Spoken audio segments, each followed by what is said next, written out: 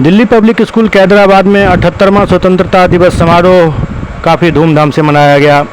इस दौरान विद्यालय के तमाम शिक्षक छात्र छात्राएं मौजूद थे।